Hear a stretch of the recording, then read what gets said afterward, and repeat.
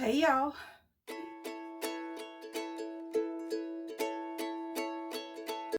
So, what we're doing today is I am making something that I have missed for quite a while. So, whenever we moved from Louisiana to Tennessee, all of my food that I had stored up, like from my pantry and stuff like that, it is packed up in the camel camper. So, I don't have a way to get to it at the moment until we get to the property and get that camel camper, which is packed up to the ceiling, get it unpacked and everything unloaded out of it so I can get to the food that's stored in that. So I'm going to make a vegetable soup today. I call it hamburger soup because the meat or the protein that's in this dish is ground beef.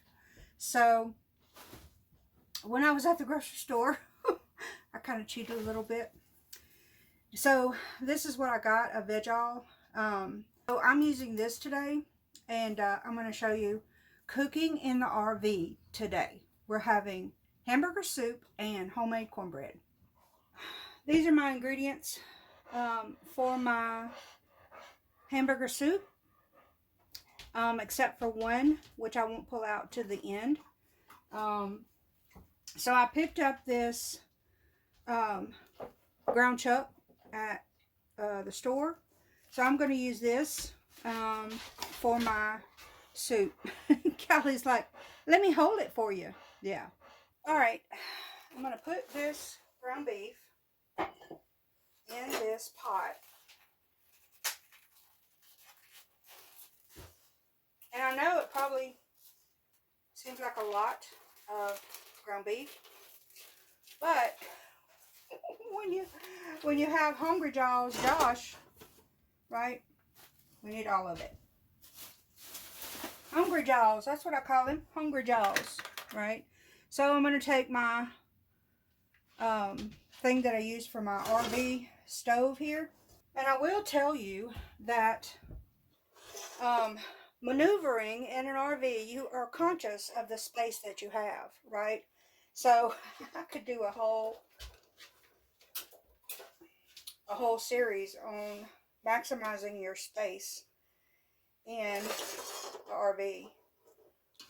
So the ground beef is just about to the point that I like it.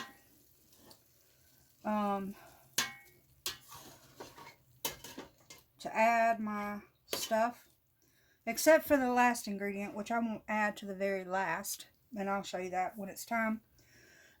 So what I'm going to do now, this was ground chuck. So the reason I like using ground chuck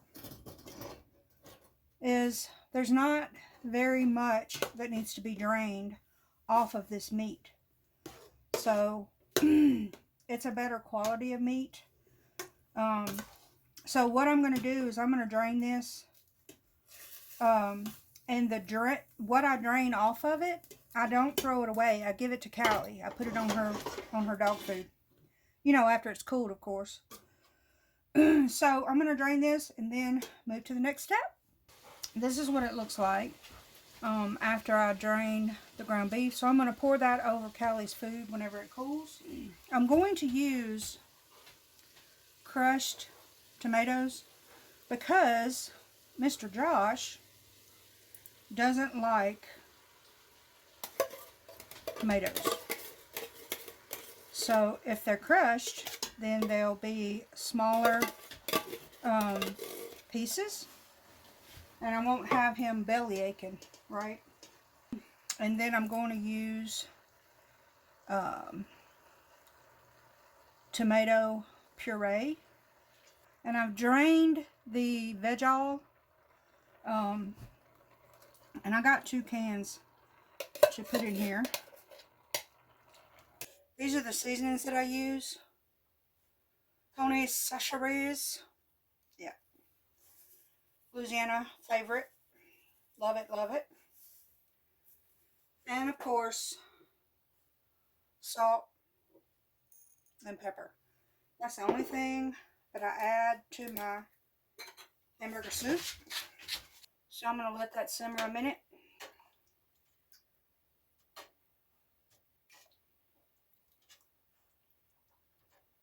Let all those flavors come together, and I'm going to make the cornbread. Alright, I'm going to put this cornbread together. So, self-rising Martha White yellow self-rising cornmeal mix is what I use. So, I'm going to be making a bigger than normal pone, which is what you call your cornbread after it's done in a cast iron skillet. You call it a pone. So I'm going to be making a bigger than normal batch, because hopefully we can eat on this a couple of days. So this is a half a cup, so I'm going to add a cup.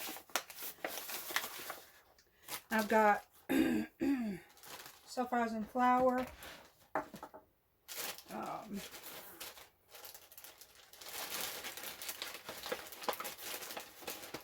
and in my pantry, so this is white lily. This is white lily flour. In my pantry, I keep my flour in a Ziploc bag. I don't like it to sit open on the shelf. So I'm going to add a cup of this.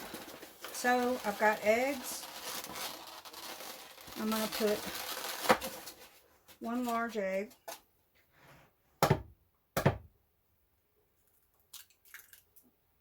So I don't drink milk. Those of you that have followed me over from Rural Readiness know that I don't drink milk. So I have this on hand when I have a recipe that calls for milk. I don't keep fresh milk on hand. It's just something that is a personal preference of mine. So I've mixed up some of this non-fat dry milk according to the directions, and I'm going to use that in my cornbread. So that's the consistency that I like the cornbread batter to be. So now I'm going to bring you over to the stove, and I'm going to prep my skillet for the cornbread. Alright, so I've got my soup on the back burner.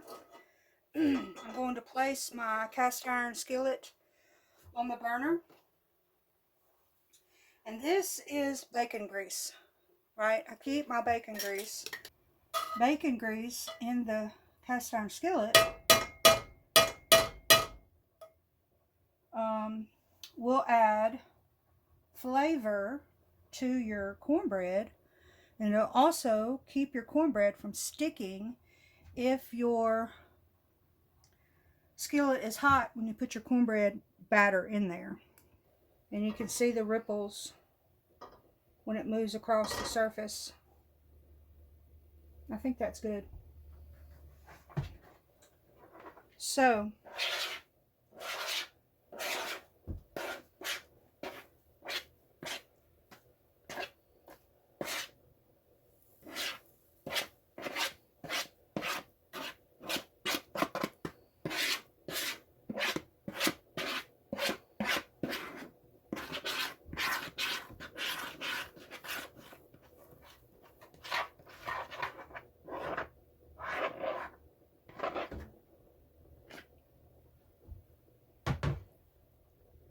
I'm going to put this in the oven.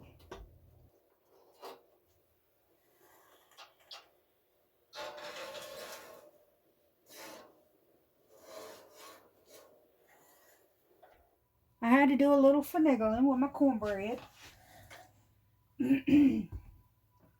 because it was getting done on the bottom, but not on the top. All right, got it done.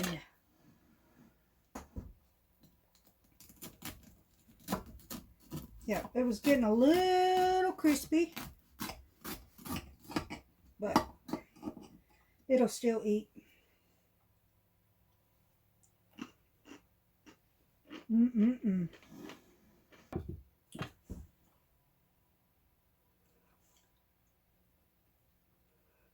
Got my butter ready.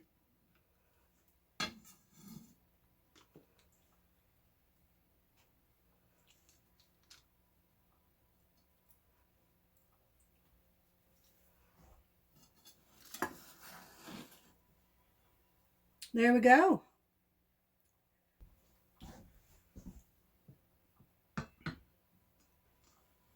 Now I'm ready to eat. I wish I were here. You could have a bowl and some cornbread. That's it for me. And until next time, go out there and discover something sustainable.